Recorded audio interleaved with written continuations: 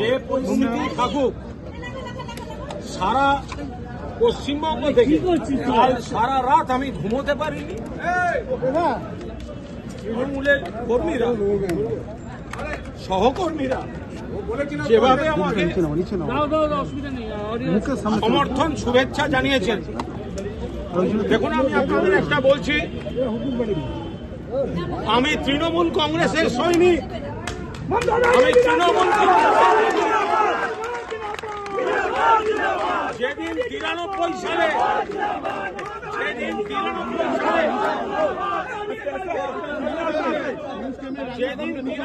সালে আপনাদের অনেকের জন্ম হয়নি, সিপিএম মমতাদিকে খুনের চেষ্টা করেছিল। আমি পুলিশের গাড়ি থেকে অচৈতন্য মমতাদিকে তুলে নিয়ে হাসপাতালে গিয়েছিলাম। ফলে আজকে যে বা যারা সাধারণ কর্মীদের আবেগকে সম্মান না দিয়ে দাদাগিরি জমিদারি চালাচ্ছেন, আমি একজন কর্মী হিসেবে সেই প্রথার বিরুদ্ধে লড়াই করছি।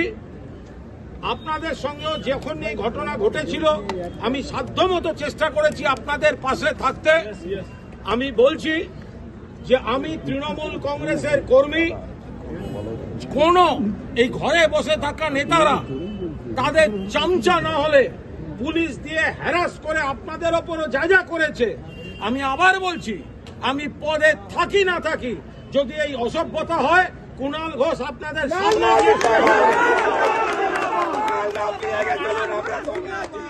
ধৈর্য রাখুন।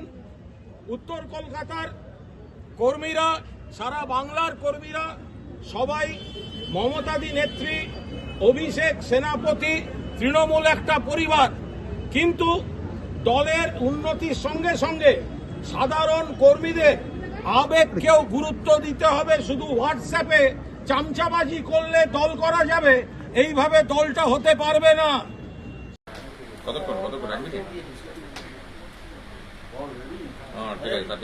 শুরু করছি, ওই তারকা প্রচারক থেকে গেল।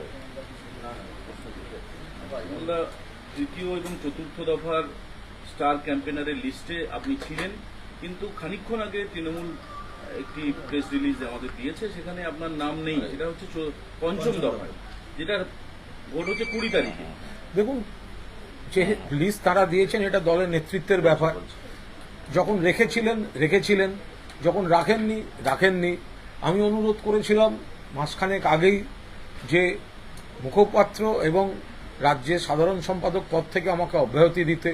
গতকাল আমি সংবাদ মাধ্যমের মধ্যে দিয়েই শুনেছি যে সেই অব্যাহতি দেওয়া হয়েছে।